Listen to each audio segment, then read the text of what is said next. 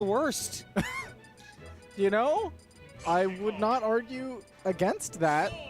So I like that at least it's themed and he's going Donkey Kong. Oh, he is going Donkey. Okay, so at least now it's there's much better. reason. It's a much better in context. Yeah. Hey, he stole your color. How do you feel about that? Well, I feel like it's not really my color. It's just a color. It is Super Saiyan Donkey Kong. That is a Donkey Kong I'm to trying. ascend even further beyond. The next time that I play you, your tag might be Goku in the game. Next time we play, my tag is Pui Pui. Because Pui Pui is now my favorite DBZ character. So just above Nappa, simply for the one moment that the DBZ announcer goes, "Will Vegeta be able to take down Babbidy's crony Pui Pui?"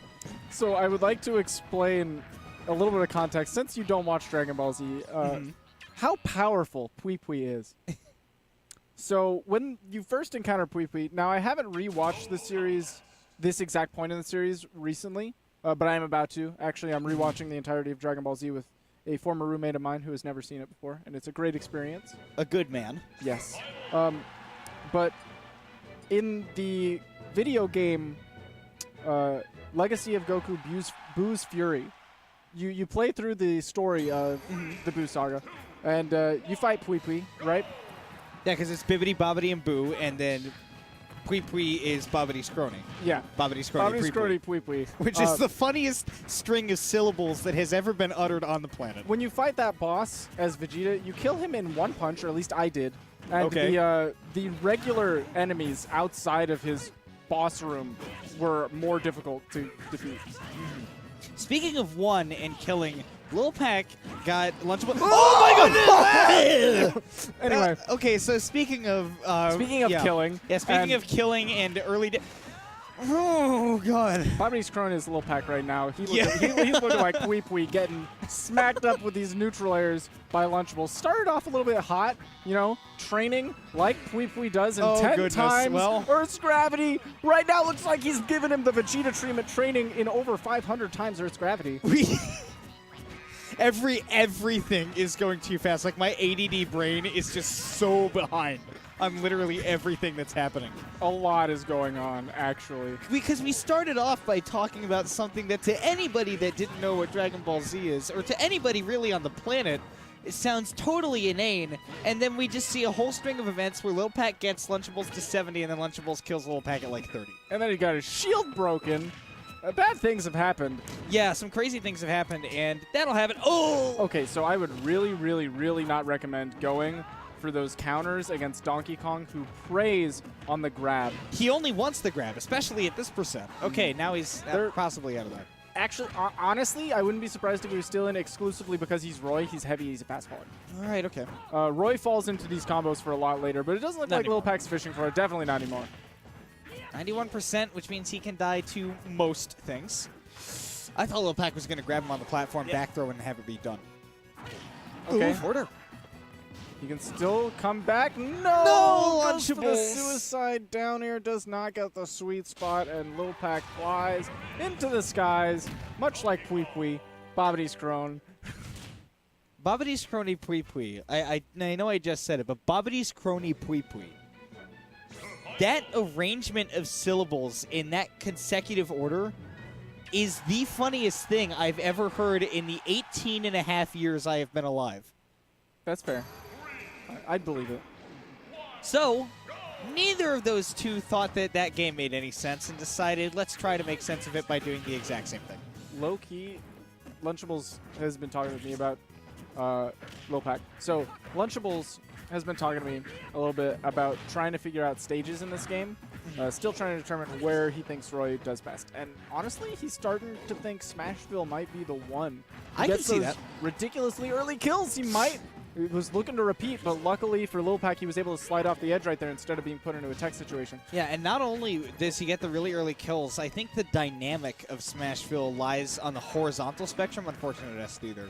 But Smashville lies on the horizontal spectrum, and Roy is very, very good horizontally. He has great movement speed. He has a lot of great coverage horizontally, especially with the Nair. The Nair chains so well on these stages. Okay, the grab. Okay, Ding Dong probably wouldn't have killed him. Maybe not. Whenever you get that forward hit of the Donkey Kong forward air, to my understanding, that means that was not guaranteed. If you get the back hit, you know, where he's swinging it up, that is the guaranteed hit.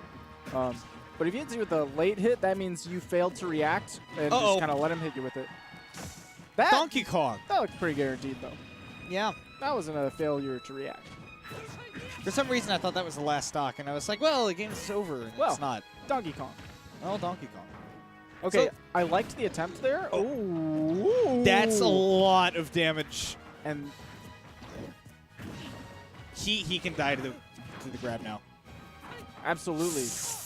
It is a struggle and a half right now. Wow, okay. In the corner. Oh, man, Roy is so good when he's got an opponent in the corner. What will Lunchables do? Up air and up smash to take the game. All right, that was a series of pretty risky plays from Lunchables, actually, but luckily was able to evade the grab and just continued to pressure the heck out of LiLPac, putting him into the air and catching that landing. And it really pays testament to how much pressure Lunchables can put on someone when he's putting enough pressure on LiLPac to make him crack, because LiLPac, you know, he plays Little Mac usually. He's used to not cracking under He's that used kind to of not cracking under pressure. I mean, he was timed out by Disco, and in the middle of the set, they were playing rock, paper, scissors. Was the best set I've ever watched. He is hard to break. But this is DK's stage. That being said, I think Roy gets a pretty decent amount off of the stage. Ooh, like that 67% string right there, even further. And again, I think that's because a majority of the neutral game for this stage, the dynamic is horizontally based rather than vertically. And mainly because of the space between the platforms in the middle. Right, unlike Battlefield, there's actually a pretty big amount of room for you to kind of gather yourself with. The platforms aren't ever present. Right. They're kind of looming. I mean, I would say they are ever present, just they're never near the middle. Ooh, that'll be death. That's absolutely death. That's the most dead I've actually seen anybody after a Donkey Kong grab. I don't think Roy's ever been more dead. Yeah. In this moment. Oh! He really wanted that neutral get up. Called it out, but LiLPac had the invincibility. I really, really question that downer. Okay, really going for a kill, and okay, DI mix-up, but that, I mean, that could have been like it's 50% for Lunchables. Maybe a neutral air could have linked into something else, as opposed to going for that back air. Speaking of backs, get the back throw, but no back air connection. LiLPac just sharking with that up air there for a second. Okay, so Lunchables really did not actually want to settle for a grab there. He really wanted to punish an option at a LiLPac. Oh, so yeah. Go for one of those tilts, get that stock. LiLPac didn't want to give it to him. That up B scared me a lot, but that up B, or rather the air dodge scared me a lot. The up B, really, really strong off the ground. We could definitely see a ding-dong right now if Lunchables is not careful. Up air, just raw. That was a lot of damage he just put on right there. Putting on more, 54%. Which means that Ding Dong will most certainly be working now. Lunchables has to realize he's looking for that grab. He's spacing with the tip of the sword, which of course doesn't really work as well with Roy! That was really, really nice. Pressuring that side of LiLPac's shield and then charging that forward smash, expecting the roll. Not quite able to get a kill with it, even though he was that high up on the stage. That second up air or neutral air was really questionable against LiLPac's shield, and it got him punished. These two sitting at about the same percents, knocking him off the stage with a dash attack and going for a forward air to get the kill, but won't get it. And now LiLPac has control of the stage. And the neutral airs that Lunchables is using in neutral is just slicing right into LiLPac's space, making him really uncomfortable. He doesn't really know what to do on shield with that. Lunchables did that forward throw to try to see if he could read LiLPac rolling back in where he could get a forward smash or an up smash. That up air. Great spacing on Okay. LiLPac's shield right now. Yeah, LiLPac just going straight to the ledge. He knows that could be really bad, and Lunchables.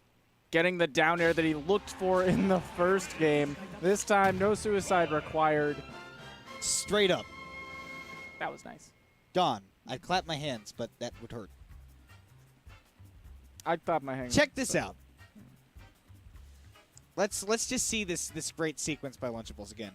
Knocks LiLPac over there, gets him back onto the platform, and at just 44% made us lose it just a bit.